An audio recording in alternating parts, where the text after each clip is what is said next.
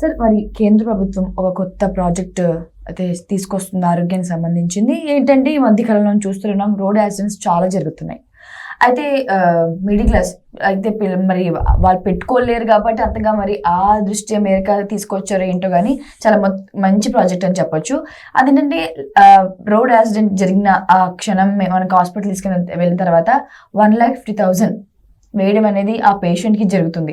So మరి ఇది ఎప్పుడు అమల్లోకి రాబోతుంది? దీని గురించి మీరు విన్నప్పుడు మీ మాటల్లో ఒకటమ్మ ఏంటంటే కేంద్ర ప్రభుత్వం ఏం చెప్పిందంటే ఏటా అంటే గత 10 సంవత్సరాల డేటా లెక్కేసుకుంటే దాదాపు 15 నుంచి 20 లక్షల యాక్సిడెంట్లు జరిగినాయి. My God. అయితే మనం తెలుగు రాష్ట్రాల్లో మాట్లాడుకుందాం. తెలుగు రాష్ట్రాల్లో ఆంధ్ర తెలంగాణ కాస్త ఇంచుమించులో లెక్కల ప్రకారం సగటున ప్రతి ఏడాదికి 8,000 మంది మరణాలు జరుగుతున్నాయి. 8,000 మంది మరణాలు అంటే 8,000 మంది కుటుంబాలు. అది ఆ వ్యక్తుల నిర్లక్ష్యం కావచ్చు, లేకపోతే వేరే నిర్లక్ష్యాలు, ప్రభుత్వాల నిర్లక్ష్యాలు కూడా ఉంటాయి. సరైన రోడ్లు పోయిగా చేసే నిర్లక్ష్యాలు ఉంటాయి. అది ఏదైనా జరిగిన నష్టం చాలా తీవ్రంగా కుటుంబం మీద పడుతుంది. మన భారతదేశంలో ఏమవుతుందంటే ఏదైనా హాస్పిటల్కి వెళ్తే అయితే ఇన్సూరెన్స్ అయినా ఉండాలి, లేకపోతే డబ్బు అయినా ఉండాలి. రెండూ లేకపోతే జీవితాలు రోడ్లు పడిపోతున్నాయి. దాంతో కేంద్ర ప్రభుత్వం ఏం చేసిందంటే 24 గంటల్లో హాస్పిటల్కి తీసుకెళ్తే వాళ్ళకి డబ్బులతో సంబంధం లేదు, ఇన్సూరెన్స్తో సంబంధం లేదు, 1,50,000 రూపాయలు ఆర్థిక సహాయం అందించేటువంటి కార్యక్రమం ఒకటి చేపట్టింది. దాన్ని ప్రయోగాత్మకంగా తెలంగాణలో ప్రవేశపెట్టబోతున్నారు. అంటే యాక్సిడెంట్స్ మనం మామూలుగా ఏం చేస్తామంటామో ఎక్కడన్నా నేషనల్ హైవేస్ కూడా బ్లాక్ స్పాట్స్ అంటారు, అవి గుర్తించాలి. ఎక్కడెక్కడ పల్లా చూడండి, పల్లా మలుపులో ఇది ప్రమాదకర మలుపు యాక్సిడెంట్ జోన్ అని పెడతా ఉంటారు బోర్డ్స్. అటువంటి బ్లాక్ స్పాట్స్ అంటారు. అంటే ఎక్కడెక్కడ యాక్సిడెంట్ జరుగుతాయో అటువంటి ప్రభుత్వాలు కొంచెం బోర్డ్స్ పెట్టడం లాంటివి చేయడం. తర్వాత ఏదైనా యాక్సిడెంట్ జరిగిన తర్వాత గోల్డెన్ అవర్ అని అంటారమ్మ. గోల్డెన్ అవర్ అంటే ఆ 1 అవర్లో ఆ టైంలో వెళ్తే బతికి బయటపడతారు.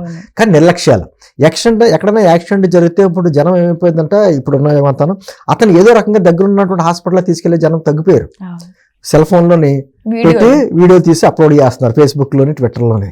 ఏంటంటే అటువంటిప్పుడు ఎక్కడికెక్కడ ప్రభుత్వ బాధ్యత, దాంతోపాటు ప్రజల బాధ్యత. ఇప్పుడు చాలా యాక్సిడెంట్స్లో ఎక్కువగా జరిగే యాక్సిడెంట్లు ఏం జరుగుతున్నాయంటే ఒకటి నిర్లక్ష్యం. ఎలాగంటే సిగ్నల్ జంపు.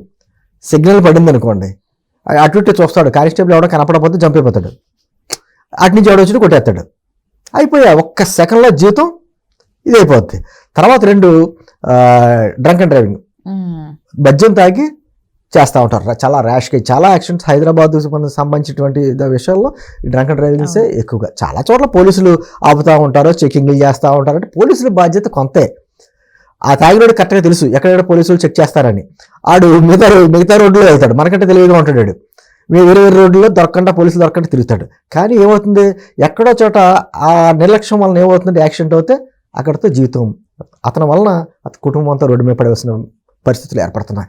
ఇటువంటి అంటే ఏదైనా సరే వచ్చేది ప్రభుత్వ నిర్లక్ష్యమా, ప్రజల నిర్లక్ష్యమా, లేకపోతే ఈ మధ్యకాలంలో సెల్ ఫోన్ డ్రైవింగ్స్ ఎక్కువని. తలకాయ ఇలా పెట్టుకుంటాడు, అలా డ్రైవింగ్ చేసుకుంటాడు. ఆడ దృష్టి అంతానేమో ఫోన్లో మాట్లాడమే ఉంటుంది, ఎదురుగుండా వచ్చేవాడు కనిపించడం. రెండింటి మీద కాన్సన్ట్రేషన్ చేయలేడు కదా. కార్ డ్రైవింగ్ కావచ్చు, లేదా 2 వీలర్ డ్రైవింగ్ కావచ్చు. ఏంటంటే ఈ ఎడిని పరిస్థితుల్లో లక్షలాది మంది రోడ్డు మీద పడుతున్నారు. అమెరికాలో ఏమో ఒక లెక్క ప్రకారం దాన్ని ఏమంటారు, ఒక 600 మందికి ఒక 6 ఎంతో మరణాలు జరుగుతాయి యాక్సిడెంట్ అవుతాయి, మిగతా అంతా సేవ్ అవుతున్నారు.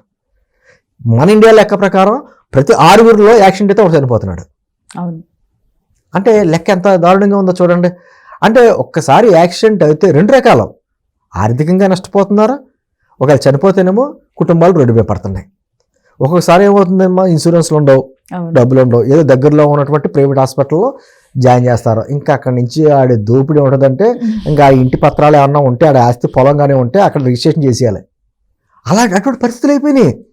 హాస్పిటల్కి వెళ్ళాము అంటే ఇంకా సగం వాళ్ళు సంపాదించుకున్న సొమ్ము అంతా కూడా అక్కడ పెట్టవలసినటువంటి పరిస్థితి. కరోనా చూసాం మనంతా. కరోనా టైంలో మనకు పెద్ద ఉదాహరణ, మనకి సర్వనాశనం అయిపోయారు, రోడ్ల మీద పడిపోయారు. ఆరోగ్య రంగం ఎంత నిర్లక్ష్యంగా ఉందో అన్నదే కరోనా బయట పెట్టింది, మనకి పెట్టింది. ఎందుకంటే మనం ఏమో ఆరోగ్యశ్రీ పథకాలని, ఇంకో పథకాలని ఉంటాయి, కానీ గవర్నమెంట్ హాస్పిటల్ డెవలప్ చేయరు. గవర్నమెంట్ హాస్పిటల్లో ఎందుకు డెవలప్ అవ్వో, అక్కడ ఉన్నటువంటి నిర్లక్ష్యం ఉంటుంది, జవాబుదారితనం ఉండదు. వాళ్ళకి జీతాలు ఉంటాయి, వాళ్ళు పనిచేసిన పని చేయని జీతాలు వస్తాయి, అందుకని రెస్పాన్సిబిలిటీ ఉండదు, అకౌంటబిలిటీ ఉండదు. తర్వాత అక్కడ ఉన్నటువంటి మెయింటెనెన్స్ కూడా సరిగ్గా ఉండదు. ఎవరో ఎప్పుడో ఒకసారి ఆ మినిస్టర్ గారు వస్తున్నప్పుడు శుభ్రంగా క్లీన్ చేసి కూర్చోబెడతారు అంతే. అటువంటి అప్పుడు ఏమవుతుందంటే డబ్బులు ఉన్నా లేకపోయినా అప్పో చేసి ప్రైవేట్ హాస్పిటల్కి వెళ్ళేటువంటి పరిస్థితులు ఏర్పడ్డాయి. నేను మాలాంటి వాళ్ళు అందరూ క్వశ్చన్ చేస్తాం.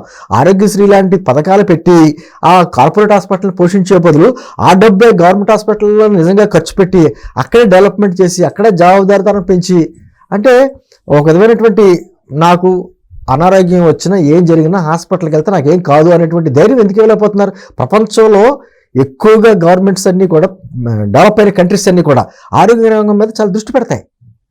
మనకి ఇక్కడ నిర్లక్ష్యం ఉంది, చాలా నిర్లక్ష్యం ఉంది. మేము కార్పొరేట్ హాస్పిటల్ స్థాయికి మించి మేము గవర్నమెంట్ హాస్పిటల్లో మౌలిక సదుపాయాలు ఏర్పరిచామంటారు. చూస్తే అక్కడ ఏం కనపడదు మనకి. అప్పో చేసి ప్రైవేట్ స్కూల్స్ అంతే, ప్రైవేట్ హాస్పిటల్స్ అంతే. అందుకని కేంద్ర ప్రభుత్వం ఏం చేసిందంటే ఆయుష్మాన్ భారత్ లాంటి పథకం కూడా ప్రవేశపెట్టింది. అదే సందర్భంలో 70 ఏళ్ళు వయసు మించినటువంటి వృద్ధులు ఎవరైతే ఉన్నారో వాళ్ళకి కూడా హెల్త్కి సంబంధించి కార్డ్స్ అన్ని ఇష్యూ చేసింది. అంటే ఏదో రకంగా ప్రజల మీద భారం పడకుండా, అనారోగ్యం పాలైనా లేకపోతే ఇటువంటి యాక్సిడెంట్ అయినా కుటుంబాలు రోడ్డు మీద పడకుండా ఎంతో కొంత ఆర్థిక సాయం. దానివల్ల ఎంతో చాలా ఖర్చు అవ్వచ్చు, కానీ ఆ 1,50,000 వలన చన్నీళ్ళకి వెన్నీళ్ళు తోడు. అందుకని ఖచ్చితంగా దాన్ని పైలట్ ప్రాజెక్ట్ కింద తెలంగాణలో పెట్టేటువంటి ఆలోచన చేస్తే నిజంగా అందరూ స్వాగతించవలసింది. ఎందుకంటే ఇప్పుడు పెట్టుకోలేని స్థితిలో కూడా చాలా మంది ఉంటారమ్మా. ఇప్పుడు కనపడుతుంది ఉంటుంది. అని దాంతో పాటు అటు ప్రభుత్వాలు కొన్ని పథకాలు పెడతాయి, కానీ ప్రజలు కూడా సహకరించాలి. ఇంకా ప్రజలు కూడా సహకరించాలి. ఖచ్చితంగా నా ఇష్టం వచ్చినట్టు నేను వెళ్ళిపోతాను, నేను ఎవరో పట్టించుకోకర్లేదు అనేటువంటి నిర్లక్ష్యం ఉందంటే, ఒక డబ్బున్నవాడు ఇప్పుడు హైదరాబాద్లో ఉంటుందమ్మా, జూబ్లీస్ కొన్ని ఏరియాలో పబ్బులు గిబ్బులు తెల్లవాళ్ళు తాగుతారు, వాళ్ళు నైట్ వాళ్ళు ఇష్టం వచ్చినట్టు డ్రైవింగ్ చేస్తారు. ఆడికేం పోయింది? ఆడికి కారు పోతే కారుకి ఇన్సూరెన్స్ ఉంటుంది, ఆడికి ఏదన్నా అవుతే ఇంట్లో చూసుకుంటే డబ్బు ఖర్చు పెట్టి ఉంటారు, కానీ జీవితాలు పోతాయి. రోడ్డు మీద వెళ్ళే వాళ్ళే సామాన్యులు పోతారు. ఏంటంటే ప్రభుత్వాలతో పాటు ప్రజలకు సహకారం ఉంటేనే ఏ ప్రాజెక్ట్ అయినా సక్సెస్ అవుద్ది. ప్రజల సహకారం లేకుండా ప్రభుత్వాలు ఏదో చేస్తే మాత్రం కుదరదు. అదేవిధంగా రోడ్లు బాగుండాలి, సిగ్నల్ వ్యవస్థ బాగుండాలి. సిగ్నల్ వ్యవస్థలో అక్కడ ఎవరో అధికారులు ఉంటేనే కాదు, అంటే పోలీసు వాడు ఉంటేనే నేను పాటించానంటే కాదు, మన బాధ్యత మనకే ఉంది. అంటే ఇవన్నీ చేసినప్పుడు ఖచ్చితంగా అద్భుతమైన మార్పు వస్తుంది. ఏదేమైనా ఎంతో కొంత ఇన్ని వేల మంది కుటుంబాలు ప్రతి ఏటా రోడ్డు మీద పడుతున్నాయి కాబట్టి ఎంతో కొంత ఆ పరిస్థితి తగ్గించడానికి, ఆర్థికంగా ఇబ్బందులు లేకుండా కుటుంబాలు రోడ్డు మీద పడకుండా కేంద్ర ప్రభుత్వం అద్భుతమైన కార్యక్రమం చేసింది. కాబట్టి మనం అందరం కూడా హర్షిద్దాం, ఆమోదిద్దాం.